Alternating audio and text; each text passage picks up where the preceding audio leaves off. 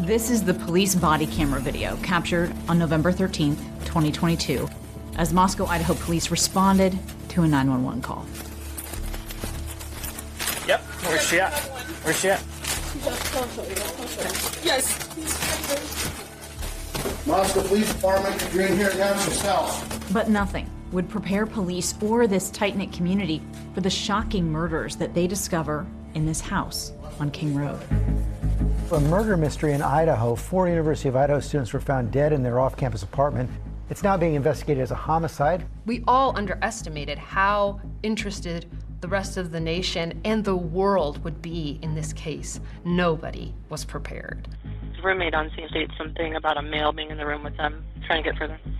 You may think you've heard this story, but tonight we'll take you inside the investigation. We'll show you body camera video from the officer who first responded to the scene, and then the frantic moments that one of the surviving roommates recounts a man in a mask inside the house. I couldn't really see much of him, but I'm almost positive he was wearing a full black outfit. And he had this mask that was just over his forehead and over his mouth. You'll hear from the friends who were on the scene that morning even before police arrived. As soon as you get there, you know something's wrong. And then what happened next? I went into the house. I think I walked just right in the door when Hunter already was like, everybody get out. And then he was like, somebody call 911. And you'll hear from investigators who launched a nationwide manhunt to unmask and arrest the killer, who was found thousands of miles away from the crime scene. You interviewed Bryan Kohberger. Yes. He would try to go and ask, well, why are you guys really here? And we said, well, I feel like you probably know why we're here.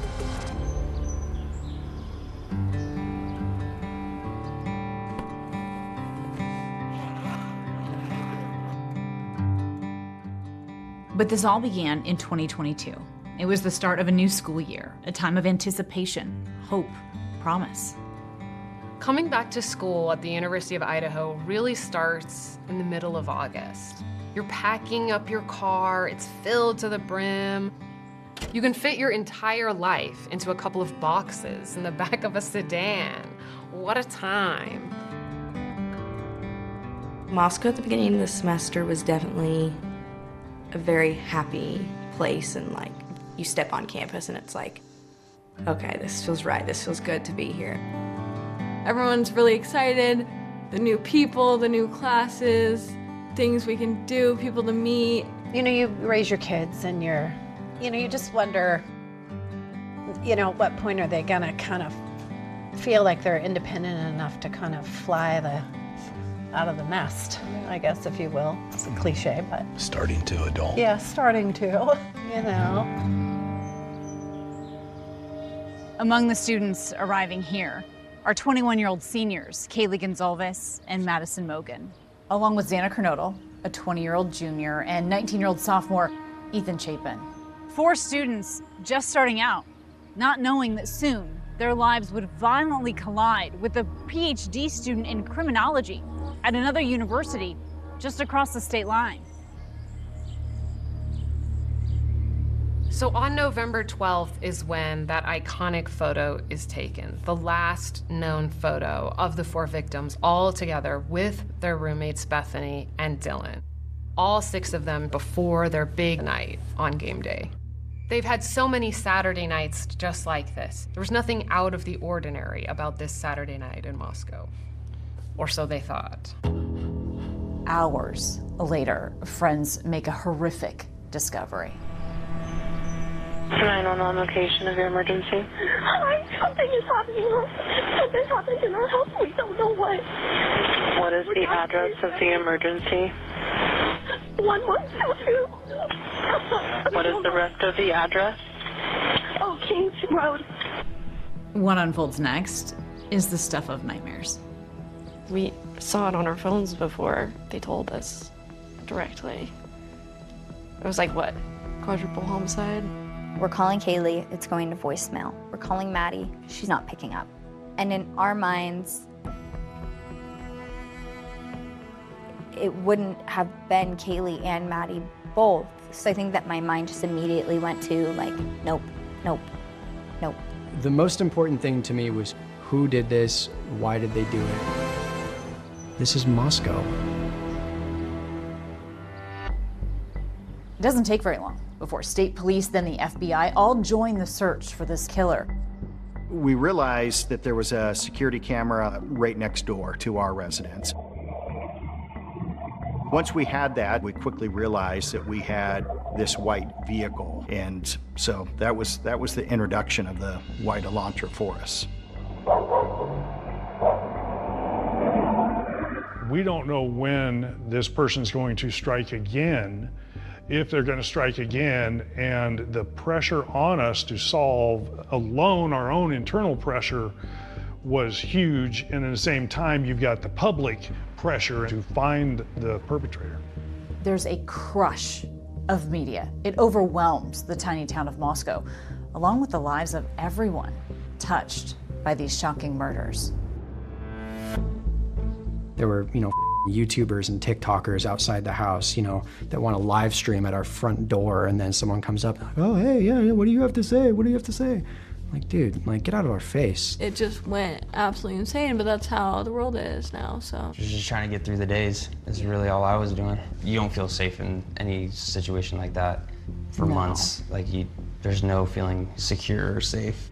I mean, after the first couple of weeks, we're like, this guy's gonna get away with this. But then, nearly 7 weeks after the murders, finally an arrest. And we want to get right to our breaking news. A specialized team of state troopers and federal agents taking Bryan Kohberger into custody early Friday morning.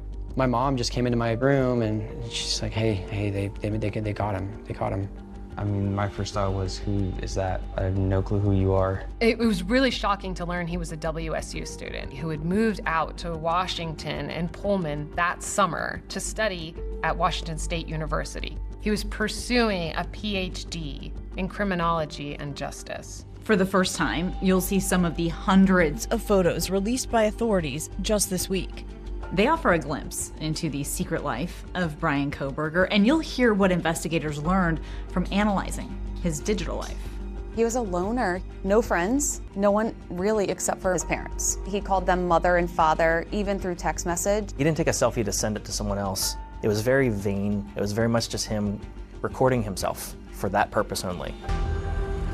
But first tonight, we want you to get to know Kaylee, Maddie, Xana, and Ethan, who they were, how they lived their lives.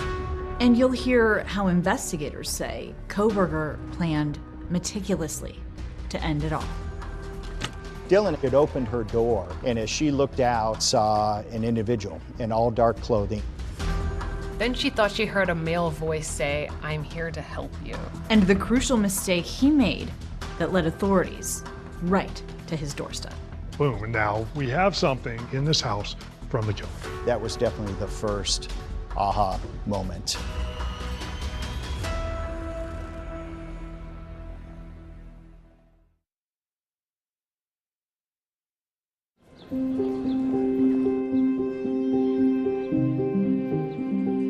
Greek life at U of I is pretty tight-knit. We all do things together. The sorority and fraternities were their own little community. When I joined Pi Phi, I met Xana and I just felt welcomed in. You know how you meet some people and they're like, don't want to talk to you? She would talk your ear off. We had an entire friend group that we were always together. Xana, Maddie, Emily. We were attached at the hip probably the first day that we met. We just clicked immediately. I was like, oh yeah, these are my people. These are gonna be my people. Hi, my name is Xana Kernodle. I'm a marketing major here at the University of Idaho. 20-year-old Xana Kernodle loved the Pittsburgh Steelers. She loved her friends, and she highlights both in this video that's posted on her sister's social media. And I really like just hanging out with my friends all the time and being super involved in school events. Xana also really loved electronic dance music. We called her DJ Xan because she was always like, oh, I'm gonna play music while we get ready. Like, I have a video where she's jumping on the couch and the MacBook's jumping with her. Oh, okay, your laptop. I've never met someone like Santa before, ever. There was one night, it had snowed, and we see a sled, and we just went flying. Her smile was contagious. I don't know that I ever saw Xana not happy. Cracking jokes nonstop. If you ever had a bad day, maybe, you know, had a rough day, she'll make you happy. Like, somehow she'll make you laugh. There'd be mornings I'd wake up and I would pull out of the oven a burnt pizza because she tried to make pizza the night before and fell asleep. Xana, did you try to make pizza last night? And she'd be like, I guess so. In August of 2022, Xana moves into 1122 King Road with several friends. That includes Maddie Mogen, and together the two girls work as servers at the Moscow restaurant Mad Greek. Also spending a lot of time at their house was Xana's boyfriend, Ethan Chapin. He's a triplet, starting his second year at the University of Idaho with his sister Maisie and brother Hunter. The Chapin family invited me to their Idaho home. They opened up their photo albums, sharing memories of the son and brother they lost. Was it always just assumed that the three of you would go to the same college? Yeah, pretty much. It would have been tough to split us up, I feel like.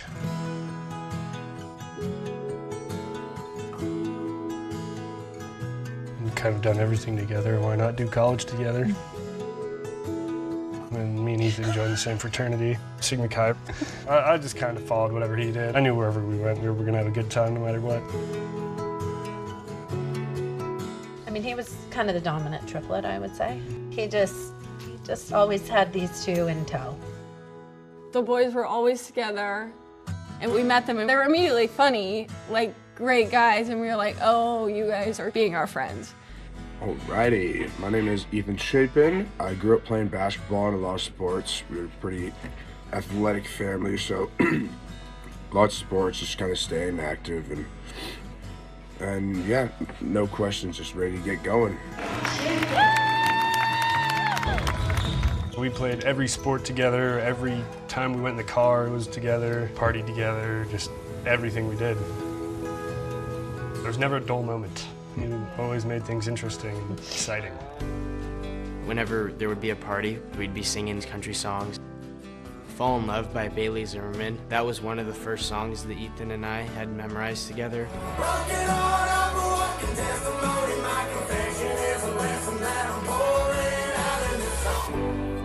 I appreciated Ethan just for being just a goofball.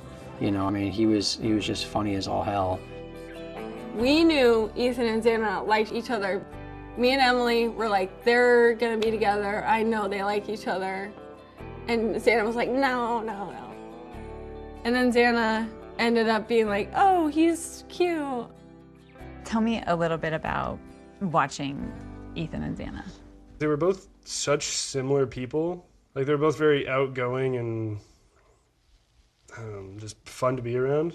Anytime they walked in a room, it was just kind of like, everyone would be like, oh, Ethan and Xana. So it's kind of cool just to see them hang around. They always just kind of brought that same energy anywhere they went. It was an energy they also brought into singing a Luke Combs song. Beautiful, crazy. It was just an amazing weekend. It's just after that weekend on November 7th that, according to a post on her sister's Instagram, Xana turns in this English essay, and it talks about having just seen a show with a bunch of her closest friends. And she wrote, "It was amazing getting to experience one of my favorite songs with some of my best friends. That is one of the most important things you can do in life. Enjoy the ride, not the destination." She really liked living in the moment. She always wanted to be doing something. And as Xana and her friends are savoring that college life, a student just across the state line is having a very different experience. Kohberger started to get a really bad reputation on campus. He was starting to really lose control of his life. What do we know now about the criminology student whose work went beyond the classroom?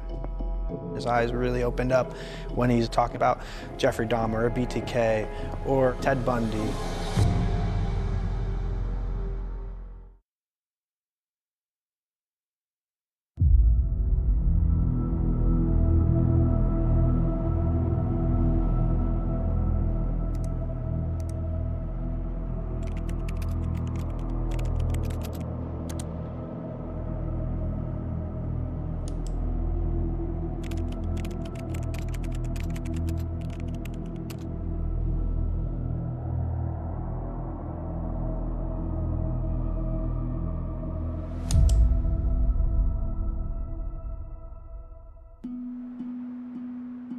"2,500 miles away from Moscow, Idaho, are the Pocono Mountains in northeastern Pennsylvania. This is a rural community in Pennsylvania. It's really a lot of skiing and resort type communities. There's approximately 160,000 people living here, so it's a really backcountry sort of place in Pennsylvania. It's also where a young Brian Kohberger grew up. He lived in this Monroe County home with his father, Michael, a maintenance worker, his mother, Mary Ann, who worked in education, and his 2 older sisters. What kind of household was Brian Kohberger raised in? I would call his household an everyday, common household. His parents were extremely involved in his life. I think even over the course of the last 3 years, he spoke daily with them.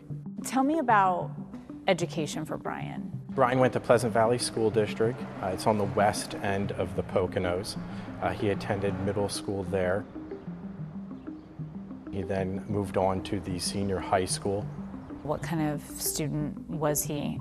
I'd say, based upon what I've learned about the case, Brian was an average student in middle school, and I think he advanced while he got into high school. On the surface, Brian appeared to have a pretty ordinary childhood, but when you talk to people who knew him, this quiet young man seemed to be struggling socially. Brian was an overweight kid growing up. It's come to light that some people that were on the same bus as him said that people would throw stuff at him because of his weight. They would make fun of him. We had issues being picked on when he was overweight, and as it progressed into high school, he got isolated from his friends that he had at that time. Every information we had was socially awkward, very few relationships. You know, as far as never really had what I would consider to be a girlfriend. I will say, though, that he was kind of skittish in a way. Like, he didn't really want to talk to people, not very social. A lot of things changed in his life. He had gone through a transformation. And are you talking about a physical transformation? Both physically, mentally, and I think just generally in life. He was overweight and he had lost a considerable amount of weight heading into maybe his 9th grade or 10th grade year. When he started losing the weight and trimming down, he'd like to do boxing or he worked out at the local gym. We had a trainer that he grew very fond of. And was that important in his life? Based upon everything that I've learned, it was very important.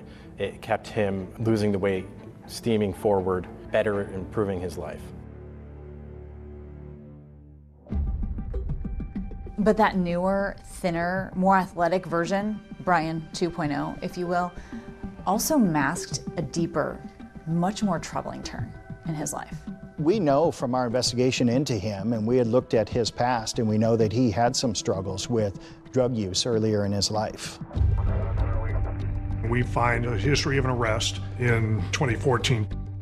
So of that history of arrest, we can get police reports. And part of the thing that came out of the police report said that there was a heroin addiction at the time. According to police reports that were reviewed by ABC News, in February of 2014, Brian Kohberger had recently exited a rehab center and rejoined his family. And while he's home from rehab, Brian took his sister's iPhone. He called me to come pick him up and he wanted to sell a phone. In July of 2023, I spoke with a former classmate of Kohberger's, and he says he was unwittingly roped in to help Kohberger. At his request, we're only using his first name. So you're saying that you were leaving a party and he called you? Yeah, he called me to come pick him up and to go like sell a phone somewhere, and I was just like, okay. There's documents that ABC, myself included, have seen that show he stole his sister's phone. Oh, I didn't even know all that. So you thought he was trying to sell his own phone? Yeah. And at this time, did you know he had just gotten out of rehab? That I did not know either. Why do you think he was trying to sell that phone? Oh, we were trying to get something with it. That was the goal for sure. His father turned him in because at that point they were kind of at their wits' end for dealing with the substance abuse addiction. Those same police reports, again reviewed by ABC News, confirm that Kohberger was charged with misdemeanor theft, but local officials told us that he didn't serve any jail time. And what about the family dynamics at that time? I think the family supported him throughout the entire process. His family would say that they believed him to be sober ever since high school. Obviously, that evolution led to him getting higher education, doing better in schooling, focused more on something that he really wanted to do, which was criminology. When he graduated high school, I think he actually got a security job right out of high school working for Pleasant Valley School District. He then transitioned after a year or two, and he did attend Northampton County Community College, where his interest in criminology grew. So he goes to Northampton Community College and then from there goes to DeSales. He goes to DeSales University to finish his degree, which this is an individual that appeared to be highly intelligent and turned his life around. According to a pretrial motion that was submitted by defense attorneys, the doctors had recently diagnosed Kohberger as being on the autism spectrum, along with OCD. And in the filing, they also state Mr. Kohberger has met the criteria for this diagnosis since childhood. Brian's defense team said that he suffered from autism spectrum disorder. Is that something the family thought he also suffered from? I don't know if the family thought that he suffered from a disorder.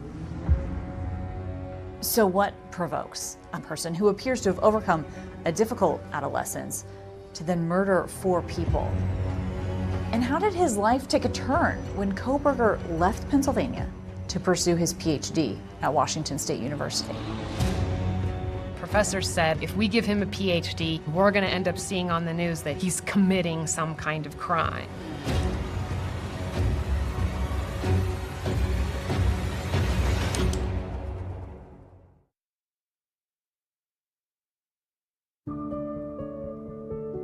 We all probably wish we had a friend like Maddie and Kaylee were to each other. In August of 2022, 5 young women, including Kaylee Gonzalez and Madison Mogen, all move into a house together. It's just off campus, right here on King Road. Kaylee and Maddie met in 6th grade, and they were always at each other's house or at Kaylee's sister's house. They were more than best friends. They were even more than sisters. They were absolutely each other's everything through thick and thin. So that's Maddie at Christmas when she was just little. She looked so excited. Maddie May, we called her. She was our first and only child that we ever had. And she was such a happy baby, just super easy and fun and smart, and was just the joy of all of our lives. Maddie's dad, Ben, and her mom, Karen, divorced when Maddie was really little. Karen then married Scott Laramie, who raised and loved Maddie as his own. And together they appear in the Prime Video docuseries One Night in Idaho, The College Murders. Maddie was Karen's mini-me. They looked alike and they acted alike and everything. For a long time, she just called me Scotty, you know. And then when she got older, it just made me feel so proud to be called Dad. I was a very young mother. I was 22. So I was always so protective of Madison. This beautiful, peaceful little girl. I'd never let Maddie cry. Like, never.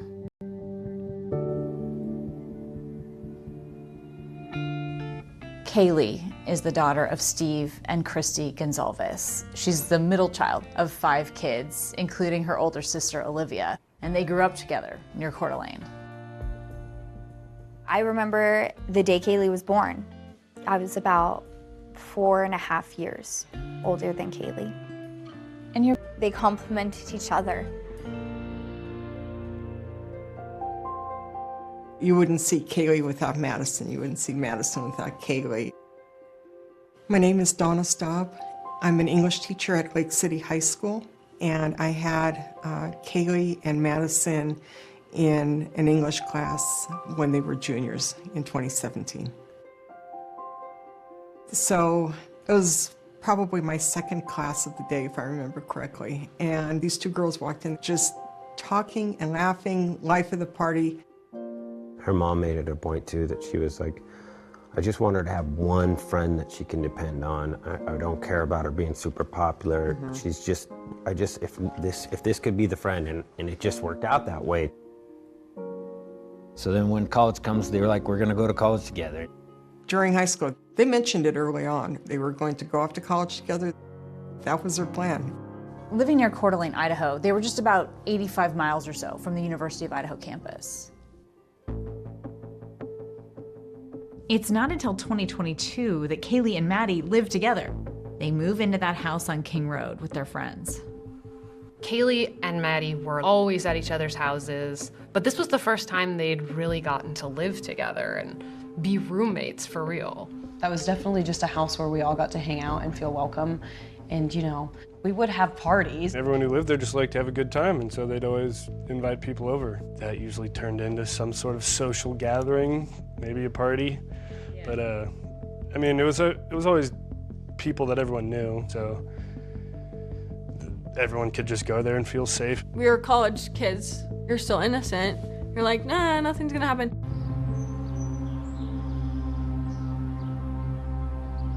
By their senior year, Maddie and Kaylee were looking forward to graduation, starting their next chapter. In mid-November in Moscow, it starts to get really cold. It's getting dark earlier. There's a chill in the air. And soon, the lives of everyone in that house would be forever linked by tragedy. A tragedy no one could have ever imagined. Once the cops showed up and the ambulance arrived, we all were, where's Kaylee, Maddie? Where's Kaylee, Maddie? We were calling them, we were texting them, we were, you know, no answers.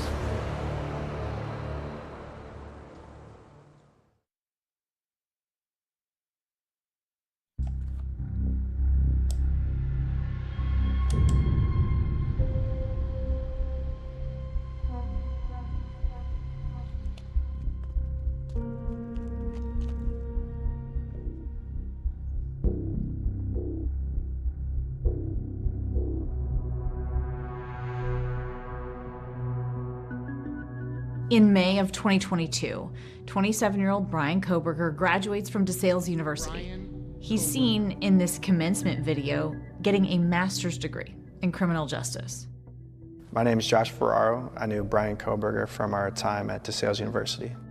We were paired up for this long project. We were all picking partners, and he was someone who was still there. So I said, hey, do you want to be my partner? And yeah, that's how we met.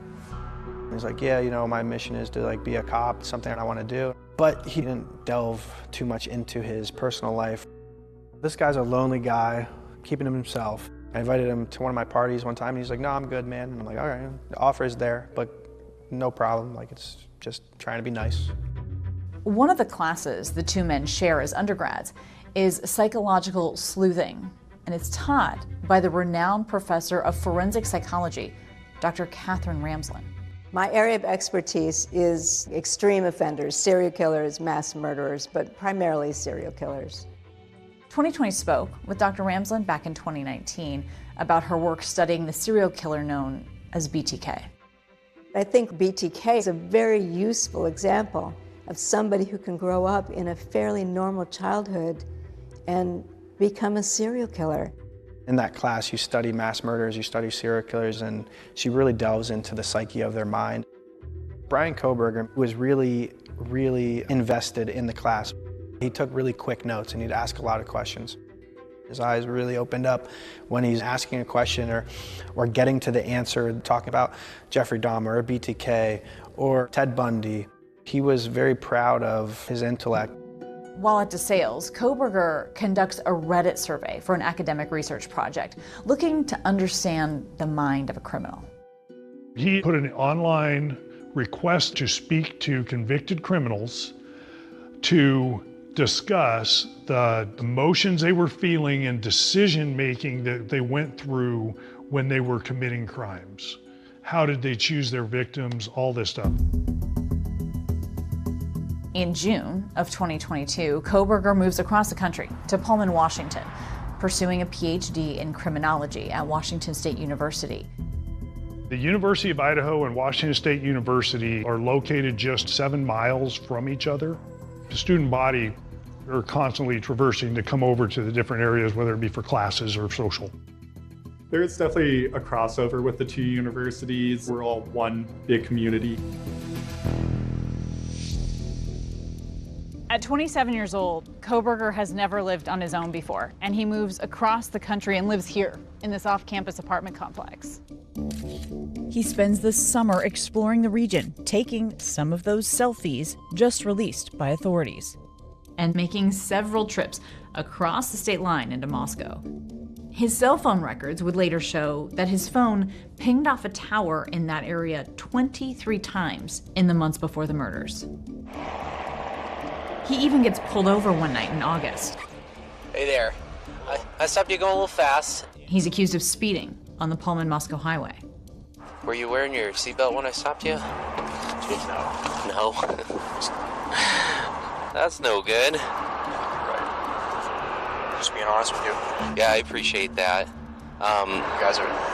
There's absolutely no point not being honest.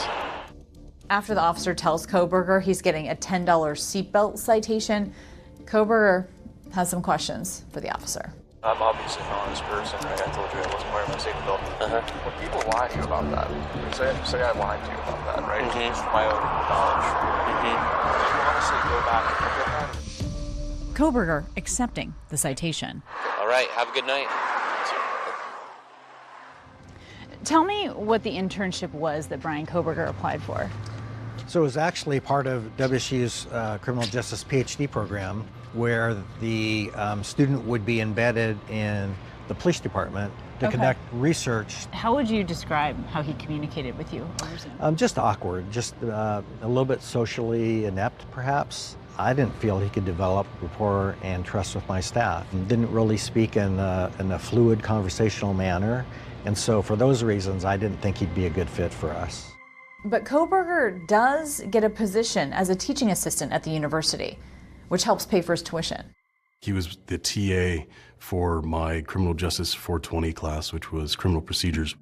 He was a little bit more strict with his grading. He gave several comments of feedback, like saying, oh, well, this is a little bit too broad, this is not descriptive enough, stuff like that. Brian Kohberger was pretty quiet. He didn't really talk too much. He kind of didn't really look at us directly, and he just seemed really kind of awkward.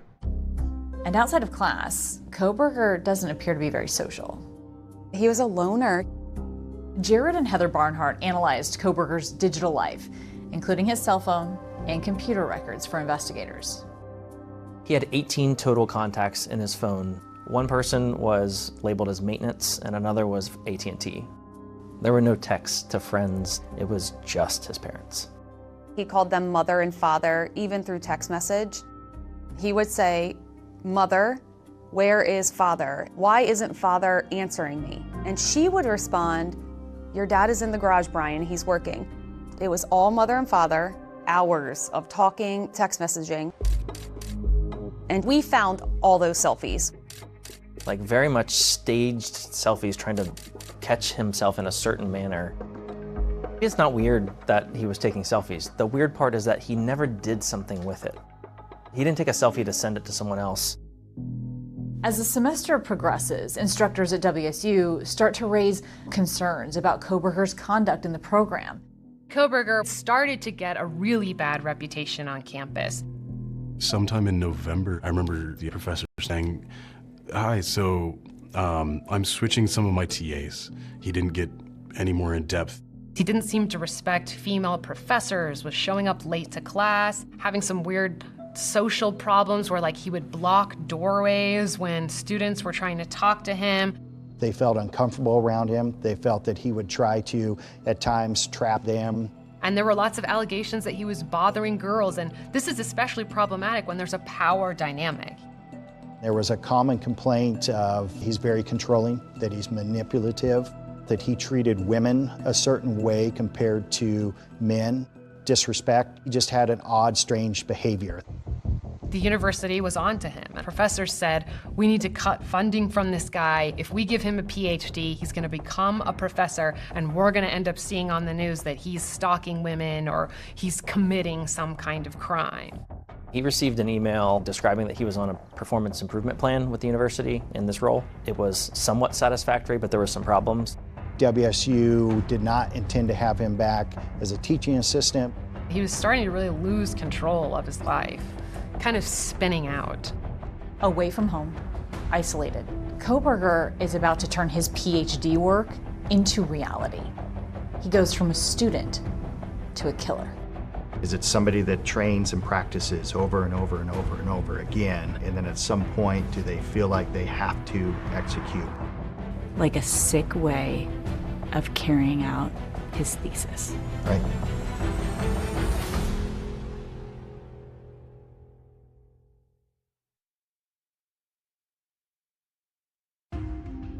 Where's she at? Where's she at?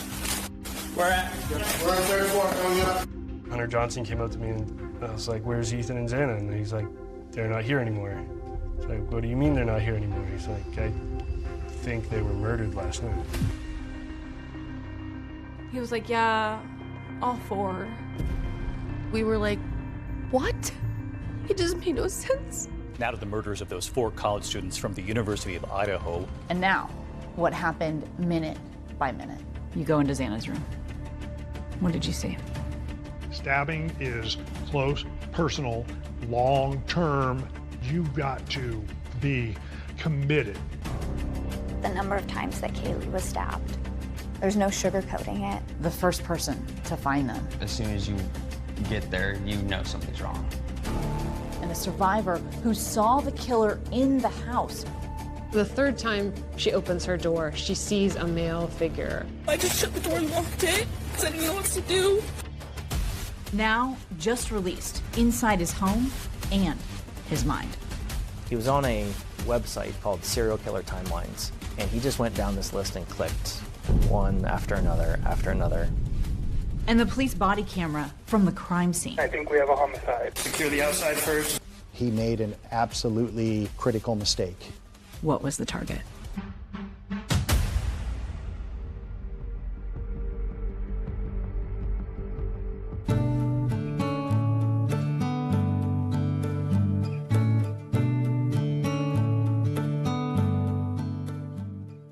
Just over the hill is the University of Idaho campus. This is Greek Row, the Sigma Chi house right there. And as you cross the street, you enter that off-campus housing. And this area in particular is really popular. Students sort of pass down the houses from generation to generation. And in August of 2022, this is where 5 young girls moved in together. They're full of optimism, excited about life. And they're posting videos showing all of it online. And I wake up and I see your name on my phone. It's the moments when I think that I'm better alone. We just called it the older girl's house. Maddie stayed there, and then Kaylee moved there. And then Xana moved there, and then Bethany Dillon moved there. And the 6th housemate was Kaylee's golden doodle. His name was Murphy. She was really excited to have the house dog, is what she called it. Everything I like to do with my dog. The King Road house was a 3-story white house right in the middle of Party Central. The house is 3 levels. It has 6 bedrooms, 2 on each floor. Bethany's bedroom is on the 1st floor. Xana and Dylan's bedrooms are on the 2nd floor, along with the kitchen and the sliding glass door leading out to the porch. Kaylee and Madison's bedrooms are on the 3rd floor. And Ethan was over at the King Road house a lot. It was always friends of Ethan that would go over, friends of Xana, friends of Kaylee and Maddie. There was never anybody who shouldn't have been there. People didn't really have any interest in going into houses where they didn't know anybody. It was a party neighborhood. Just in the sense that, like, you walked over to that area on Friday and Saturday nights, listening for where people might be at, and then you see someone you know, you wander over.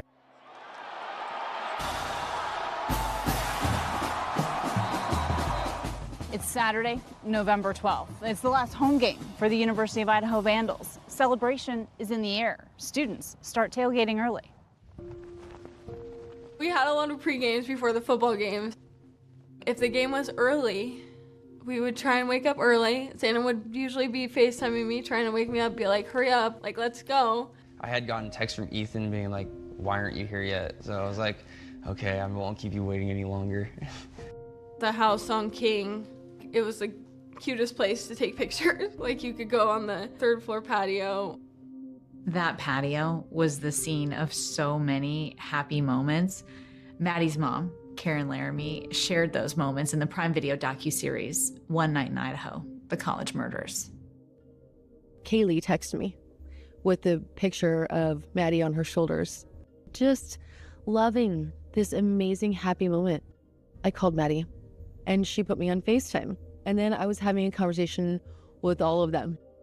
Kaylee Gonzalez posted this last photo to Instagram, writing, "One lucky girl to be surrounded by these people every day." We were with our whole friend group, which was a normal weekend for us, just hanging out with our friends. And then from there, we all kind of split off. And we were like, bye, I love you. Gave each other a hug. The triplets, they went to Maisie's formal. I think Xana just waited for Ethan, probably. Ethan spent the beginning part of that night at the Betty's ball with his sister. From there, he left with me back to Sigma Chi. The party continued after the formal, and Ethan really wanted you to come party. So he started off by texting me, I think he said, "Dog, come hang out. We all want you here." And was like spam texting me, and I said, "I'm going to bed," I think. It was like 9, or "I'm not gonna go." And then he said, "Love you." And I didn't even respond to that. I think I was asleep by then. And the "I love you" kind of stood out, though. Well, yeah, yeah, definitely. Because you didn't just normally text that to each other.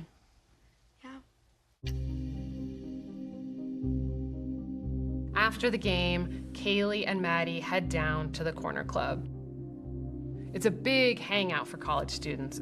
They're having some drinks, hanging out with friends, and then they decide they need a snack, so they head downtown and they order mac and cheese from the grub truck. We live in this world right now where there are cameras everywhere. So we know that Kaylee and Maddie were at the food truck around 1:30 in the morning. Maddie was running around in that huge jacket, hugging people. Kaylee was just on her phone, just laughing at Maddie. And she was just smiling. They were happy. They were so happy. Maddie and Kaylee get a ride back to the King Road house using a rideshare.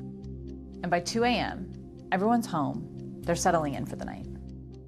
It's like a sleepover. Kaylee sleeps in Maddie's bed, just like they've done since they were kids. But Xana stays up. Xana orders DoorDash, and it gets delivered to the King Road house a little after 4 a.m. She takes it up to the kitchen, puts some of her food onto a plate, and she's eating that in her bedroom. She's on social media, the latest of 4/12, and just shortly after that. Everything seemed so normal in that home on King Road. But by the next morning, nothing would ever be the same. Emily got a call from Dylan around 11-ish.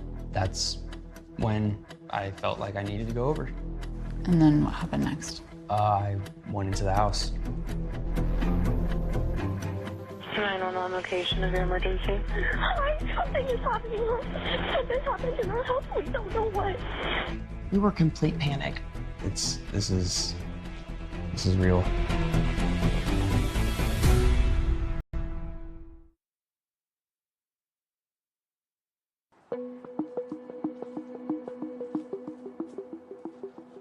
By 2 a.m., all the roommates are back home and settling in for the night.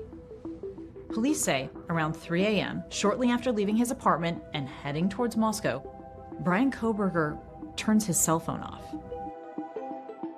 We can see Kohberger's car on footage captured by a surveillance camera that was at the neighbor's house. He keeps circling the area. He's making multiple passes at the house. We believe that Bryan Kohberger entered the house sometime shortly after he's last seen on the video, somewhere probably around 4:10 a.m. Police say Kohberger entered through a sliding glass door in the back of the house. Investigators believe Xana was in her room with her boyfriend Ethan asleep in her bed, Dylan's across the hall, Bethany downstairs, and on the third floor, Kaylee and Maddie had fallen asleep together in Maddie's room. Xana was up. We see activity from her watch of just steps that were taken. We know that she's eating. She's on social media at 4:12 and just shortly after that. After entering the house, investigators believe Kohberger walked through the kitchen and went upstairs to the third floor, where he found Kaylee and Maddie together, asleep. Kaylee and Maddie were both killed very quickly, but they were stabbed repeatedly many times. Stabbing is close, personal, long-term, violent action. You've got to be committed to do a homicide. What investigators think happened is that Xana heard the commotion. At some point, Xana comes, we believe, up the stairs. Bryan Kohberger either hears something or he hears the stairs. Something alerts him and takes him away from what he's doing in that bedroom. Investigators say Xana turned and ran, and that Kohberger followed, chasing her downstairs to her bedroom. Xana, after that initial contact in the doorway, she's fighting him. We know that because she has defensive wounds all over herself. She fought like hell. And we think at that point, he realizes that there's a fourth person, and that's Ethan that's in the bed. So he reaches over and stabs Ethan. It killed Ethan instantly.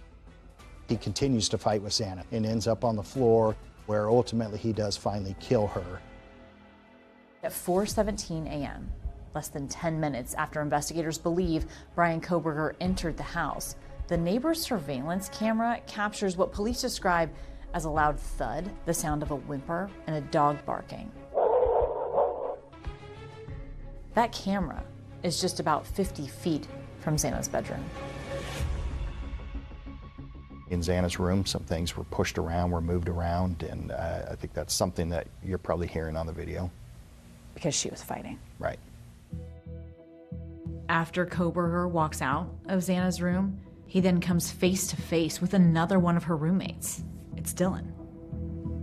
Dylan was awakened by just some type of noises. Initially, she thought it was the dog, Murphy. Then she thought she heard a male voice say, "I'm here to help you." We believe that is Bryan Kohberger saying that to Xana. He's doing something to try to calm her, to make her relax of who he is and why he's in this residence. Dylan, as she had overheard multiple things throughout this time period, she had opened her door a couple different times. The third time she opens her door, she sees a male figure. The description was a thin, tall individual wearing a mask, almost described as a basketball player physique and bushy eyebrows. She momentarily saw him, and then he turned and he left the residence. He knows people were awake, probably believing at some point somebody called the police. I've got to get out of here. The fight with Xana could have just wiped him. We'll never know what made him pass that door up and head out. After that, Dylan is terrified. She starts texting Bethany, her roommate. "Did you hear that? I'm trying to call the other roommates. They're not answering." You've got somebody who had been drinking, was in and out of slumber, and somebody walks through in the middle of the night and still wonders in her own mind, did she see it or did she dream it? She makes a mad dash for Bethany's room and decides to run downstairs and spend the rest of the night with Bethany. As night turns into day, everything in Moscow is still quiet. But investigators say that Brian Kohberger is awake. He's active. That includes spending more than an hour and a half on the phone with his mom and posing for a selfie, giving a thumbs up. Police say just after 9 a.m., Kohberger is on the move and he's headed back to 1122 King Road. He's not seen anything on the news. I think he certainly would expect this is going to be everywhere immediately. So I think that his curiosity has absolutely gotten to him. And so he goes back to the area, but for all of his training, for all of his things that he studied, crime scene and serial killers, PhD program for criminology, he made an absolutely critical mistake in that house that night.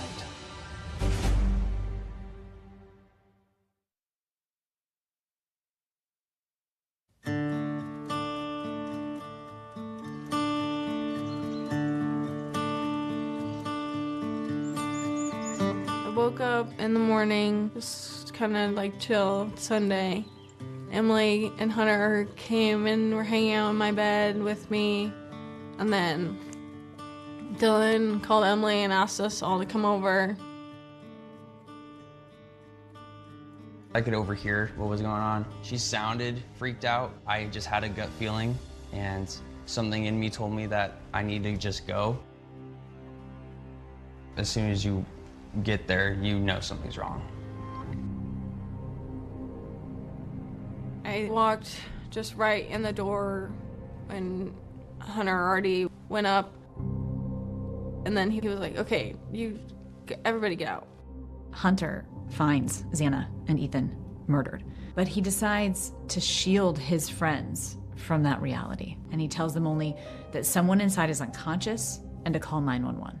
911 location of your emergency. Something is happening. Something happened in our house. We don't know what. Dispatching Moscow Law ambulance for unconsciousness, 1122 King Road. Where's she at? Where's she at? Yes. Where at? Up here? Up here. She was breathing. Okay, get back. 13, I think we have a homicide. I don't think any of us were prepared for that it's 4 young, completely innocent kids. Two college-age people appearing both to be deceased. Lots of blood. Police department, we're on 3rd floor. Going up. We got another. We have 2 additional deceased on the 3rd floor. Secure the outside first. So the front door. There's the back entry. I was going to start taping it all off. Okay. Here. Can you guys go over to the dumpster for me, please? We were just placed on the street to sit down and wait. We were all cold. We were all scared. Our brains just started to continue to spiral. I kept calling her name and she wouldn't answer, and I saw the guy. Outside, police speak to Dylan. She's distraught. She's the roommate who told police she saw a masked man in the house that night. Describe the guy that you saw. He was a little bit taller than me. I'm almost positive he was wearing a full black outfit. And he had this mask that was just over his forehead and over his mouth. And he didn't say anything to me, like, at all. I just shut the door and locked it because I didn't know what to do.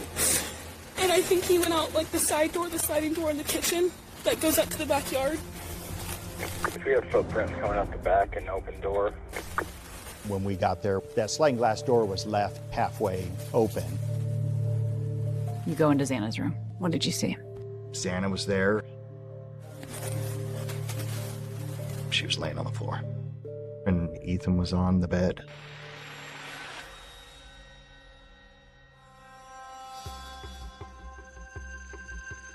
I got woken up by my friend We'd partied pretty hard the night before. He's like, there's a ton of cops over at Xana's house. I walked over there. I didn't see Ethan outside, so I figured he was inside helping whoever needed to be helped. Brother's walking up this way. Okay, do you mind hanging out here, please? Hunter Johnson came up to me and I was like, where's Ethan and Xana? And he's like, they're not here anymore. So what do you mean they're not here anymore? He's like, I think they were murdered last night. And you're at the grocery I was store. at the grocery store. And I was talking to a friend. Fine. It's okay. And my phone kept ringing, and it was Hunter on the other end. And he just said he's not here, and he kept repeating it.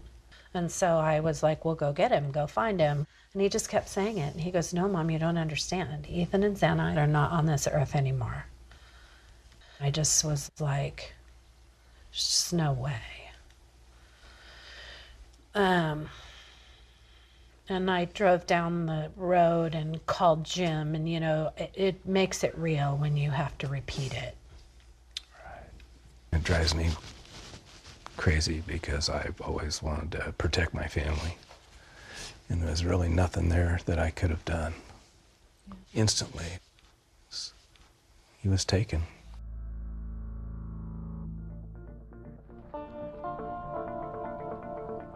We still didn't know where Kaylee and Maddie were. We didn't know where Murphy was. And then U of I sent the homicide text. Throughout the day, the University of Idaho sent campus-wide text messages with updates on the investigation about a homicide and an unknown suspect. But at 5:17 p.m., students get a text message that says, for the first time, 4 people have been killed. That was the moment that we knew where Kaylee and Maddie were. What time do you think you fell asleep? The 2 surviving roommates, Dylan and Bethany, have received a lot of criticism for not calling 911 immediately on the night of the murders. But they both told police they weren't certain that what Dylan thought she saw was real. I told her, I need to come to your room because she was the only one that was answering me. So I just ran down there, and for a second I stopped and I saw Xana passed out, and I thought maybe she was just like sleeping or something. I didn't think anything because I was so out of it, and we just fell asleep. And then we woke up this morning and no one was answering. We understand the disbelief that she's going through. What 19-year-old kid is going to come up with and assume what actually happened was happening? Investigators now know they're a few hours behind the killer.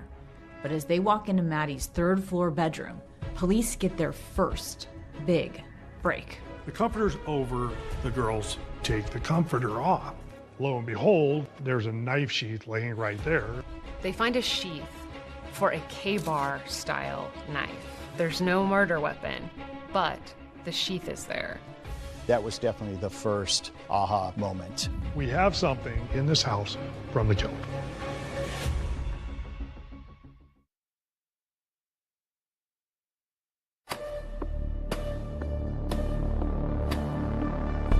Four murdered students, a panicked campus, and now the world's eyes on Moscow, Idaho. Now to the murders of those 4 college students from the University of Idaho. As investigators try to figure out what happened in that house on King Road. We've told the public very clearly from the beginning that we believe it was a targeted attack. They said, oh, this was a targeted attack, nothing to worry about. And my first question was, but you don't have anybody. That means there's somebody still out there. How could we not worry? We don't want to put our investigation in jeopardy by releasing what we have. The investigation grew massively. We were trying to get every piece of video footage from that day, from every surveillance camera in town, captured from that night. Right across the street from Xana's bedroom is a house. They have surveillance footage of a white Hyundai Elantra circling the house in the early morning hours of November 13th. We quickly realized that we had this white vehicle during this time leaving at a very fast, high rate of speed. You can see it is burning out of that neighborhood. So we believed at that point this was the vehicle of our subject. So we narrowed it down to a 2011 to 2016 Elantra. Believe it or not, when we ran Idaho registrations and just looking local, we had over 25,000. The search to track down that car has no limits. We are just wanting to talk to the individuals who are in that vehicle. Investigators also have a crucial piece of evidence found at the crime scene, left behind by the killer. A sheath for a K-bar knife. This knife sheath was found under Maddie's body in the bed. Immediately it stood out because it was in stark contrast to the entire house. About 4 days in, the lab came back and said they had a sole source male DNA found on the button of the knife sheath, but there was no matches in CODIS for that DNA. Once we know we had the DNA from the sheath, then we flew that to Othram, and then they started to develop and work their part of it. Othram is a company in which we build technology to basically bring certainty to investigations. Forensic genetic genealogy is a tool that we use to identify someone or find the nearest relative. So I got a call and I was asked, what is the fastest that we could produce a result? Kristen was adamant that we get these folks answers. I can't imagine that being my child and knowing that there's someone out there that could help. We have to help. How fast can we get this DNA? It was a sergeant from the Moscow Police Department who got on a plane in Boise. And they flew directly to Texas and hand-delivered it to Othram. They brought us down a tube of DNA that was remaining from that knife sheath. That DNA extract contained a lot of DNA. It was not a trace amount of DNA. It was 500 times more DNA than we generally see in our low quantity DNA cases. The technology at Othram is then able to build a profile that's uploaded to genealogy databases, which search for people who are connected to that unknown DNA. In this particular case, there was a unique biogeographical ancestry that allowed us to kind of narrow the search even early on. And what we found is that there was a multi-generational American family based in Pennsylvania, genetic relatives that were related to the person we were looking for. While there's a massive, multifaceted investigation working to find him, Ryan Kohberger leaves Washington and heads home to Pennsylvania for winter break. He drives across the country with his father in that white Hyundai Elantra. Hello. How you doing? How y'all doing today? So it's a long trip from Moscow, Idaho, all the way to Pennsylvania. Kohberger's pulled over twice during this time. Right up on the back end of that van, pulled you over for tailgating. So y'all work at the university there? I actually do work there. And he's pulled over for following a vehicle too closely, both times. By the time the Kohbergers arrived back in Pennsylvania, the FBI had taken over that genetic genealogy search from Othram. And just over a month after the murders, investigators get a name. On December 19th, the investigative genealogy team leader calls in and he says, hey, Darren, he goes, I have a first name for you. It's Brian. And he goes, hey, we also have a last name for you, Kohberger.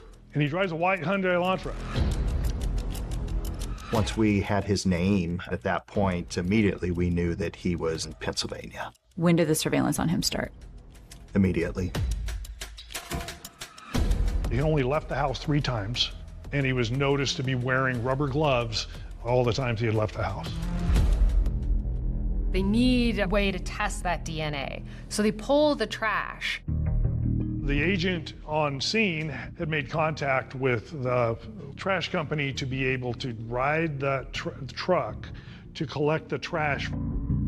They sorted anything that could contain DNA.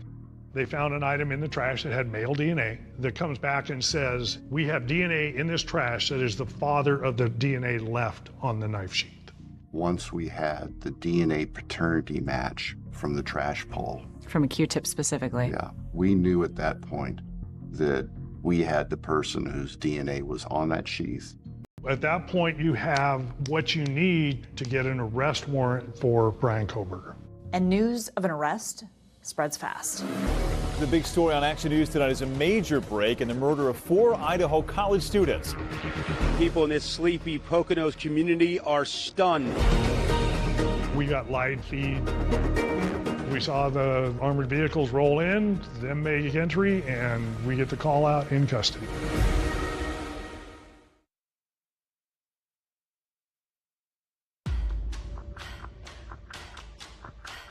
And we want to get right to our breaking news as we come on the air. The arrest of a 28-year-old man in Pennsylvania in connection with the brutal murders of 4 University of Idaho students. Nearly 7 weeks after the brutal murders, an arrest is finally made. Pennsylvania State Police make that arrest. We've got live feed coming from the helicopter from Pennsylvania State Police. We're getting constantly updated on what's going on, telling us, yes, they've got Bryan in the house. We saw the armored vehicles roll in, them make entry, and we get the call out in custody. Detectives arrested 28-year-old Bryan Christopher Kohberger in Albrightsville, Pennsylvania. Kohberger faces 4 counts of first-degree murder and 1 count of felony burglary.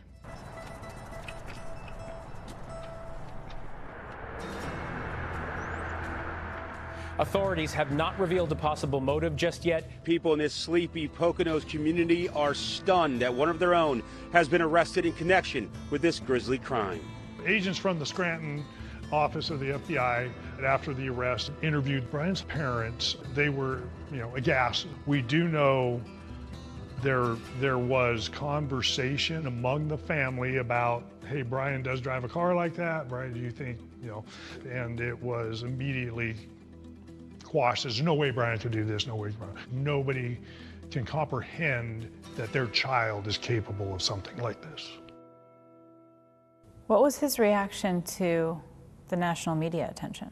He was very surprised, actually. He didn't realize that it would garner national media news, I would say. Really? Yeah, it actually was. It was surprising because he inquired as to which outlets were actually circling. Police department, search warrant, come to the door. After the arrest, police in Washington searched Kohberger's apartment. And in these just released photos, you can see the Spartan place he left behind. One of the few personal items they found is a birthday card from his parents. He was taken back to the Pennsylvania State Police barracks immediately upon being arrested and had given what turned out to be about a 2.5, 3 hour statement. It was a significantly long time that he interviewed until he asked for an attorney. What did he tell you about that interview? He was very limited. I didn't want to know a lot about the case because he was going to have an attorney that would represent him on the murder charges. I want to make sure he's aware of how the process is going to play out. I want to make sure he understands that the death penalty may be considered in the case. You thought right away it would be a death penalty case? Oh, absolutely. I had zero doubt. Bryan Kohberger agreed to be extradited, and he was flown across the country to the Moscow Pullman Airport and then brought here to the Latah County Jail to face murder charges while the world watched on. When they brought him off the plane, people were like, we got him. Thank God he wasn't a local. He wasn't one of us. Kohberger's attorneys enter a not guilty plea for him, insisting that he's innocent. But prosecutors decide to pursue the death penalty. And as they prepare for trial, they dig into every part of Kohberger's life, particularly his digital life, sifting through his Amazon purchase history that showed he bought a K-bar knife and sharpener back in Pennsylvania. And they look at his cell phone and computer searches right up until the days before his arrest. On Christmas night, the 11 o'clock hour heading into the very early morning of the 26th, he was on a rudimentary website called Serial Killer Timelines, just a list of hyperlinked names. And he just went down this list and clicked one after another for 2 hours. December 27th, there's some sort of a show that he watched. It's a YouTube, and it's Ted Bundy sort of standing facing forward with a hood pulled up and over the front, and on 12/29, just 2 days later, he's taking a picture of himself looking like Ted Bundy. And although investigators weren't able to make a direct link between Bryan Kohberger and any of the victims, those digital forensic experts did find something interesting on his phone. The FBI gave us keywords and said, okay, search for these things. We needed victim names, we needed what did they call their Wi-Fi. So all these things we searched for it. And I remember saying to Jared, I have a hit for Mad Greek. Remember, Mad Greek is that Moscow restaurant where Maddie and Xana both worked. This search for Mad Greek, however he arrived at it, was done through the Google Maps app. What we can say is that Mad Greek was presented to him on his phone. It doesn't necessarily draw a hard line to these victims. Now to the sudden and stunning turn in the Idaho College murders case. After insisting his innocence for nearly 3 years, defendant Bryan Kohberger today pleading guilty to fatally stabbing 4 students. Kohberger had maintained his innocence the entire time, but he decided to change his plea from innocent to guilty. That was huge. And as part of that plea deal, prosecutors agree to take the death penalty off the table. We got what we wanted, and we got what the law... When you say we got what we wanted, though, that we does not include all of the victims' families. There are victims' families that have been very public about wanting more, perhaps a taped confession, the location of the murder weapon. You didn't feel like you could have asked for those things? There was no legal way we could have compelled those. And quite frankly, there's nothing that he could have said that I think would have been credible or believable. And the minimizing and the lies that would have even been more damaging and frustrating to everybody. Be seated, thank you. Without a trial, Kohberger moves right to a sentencing hearing, and the loved ones for the victims finally get their own day in court. All right, so with that, let's start with then impact statements. I just wanted to reclaim their power. The truth is, they're as dumb as they come, sloppy, weak, dirty.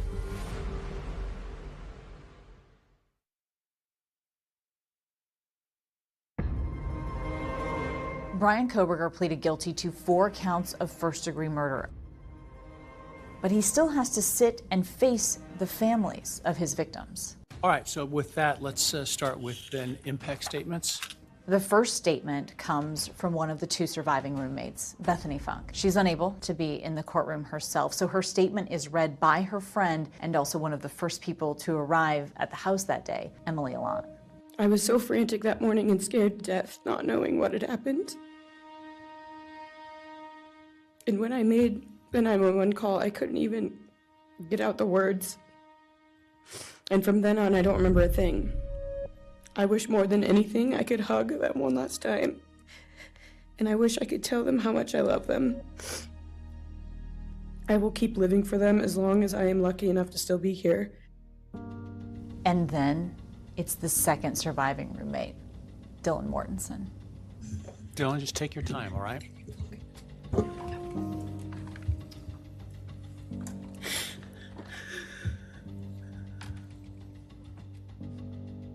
I was barely 19 when he did this. I was forced to learn how to survive the unimaginable. I couldn't be alone. And then there are the panic attacks. The kind that slam into me like a tsunami out of nowhere. I can't breathe. I can't think. I can't stop shaking. Living is how I honor them. Speaking today is to help me find some sort of justice for them. He may have taken so much from me, but he will never get to take my voice. One after another, family members described the loved ones they lost. And notably, among them is Kaylee's sister, Olivia Gonzalez. My sister Kaylee and her best friend Maddie were not yours to take. They were not yours to study, to stalk, or to silence. The whole time, I just wanted to reclaim their power. reclaim their voice, especially in a way that, you know, really was the end to this chapter. You got under his skin? Absolutely. Disappointments like you thrive on pain, on fear, and on the illusion of power. The truth is, the scariest part about you is how painfully average you turned out to be. The truth is, you're as dumb as they come. Stupid, clumsy, slow, sloppy, weak, dirty. Did you say everything that you wanted to say? For the most part, yes. I didn't want to break eye contact. So that gaze was so intense, and it really did feel like a standoff. You want the truth? Here's the one you'll hate the most. If you hadn't attacked them in their sleep, in the middle of the night, like a pedophile, Kaylee would have kicked your ass.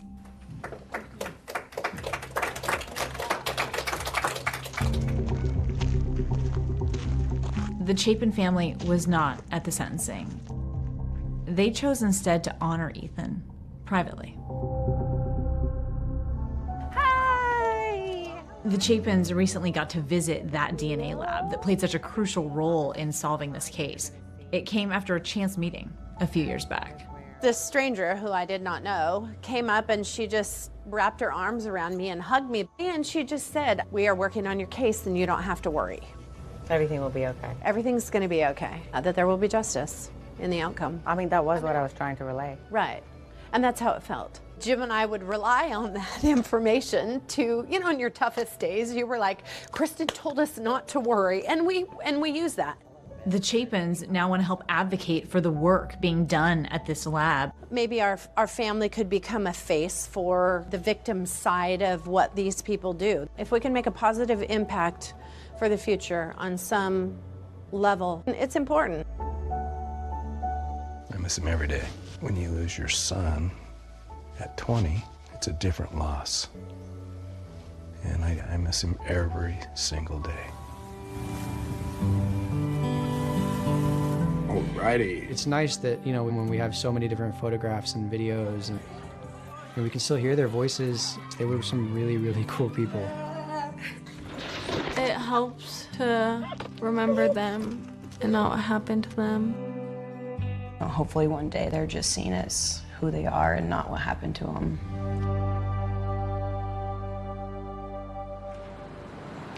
And just as college is starting again, there's now a memorial garden at the University of Idaho with a plaque bearing the name of each of the 4 victims. A touching tribute. As for Brian Kohberger, David, he received 4 life sentences, 1 for each of his victims and an additional 10 years for burglary. As part of that plea deal, he waived his right to an appeal. That's our program for tonight. Thanks so much for watching. I'm Deborah Roberts. And I'm David Muir from all of us here at 2020 and ABC News.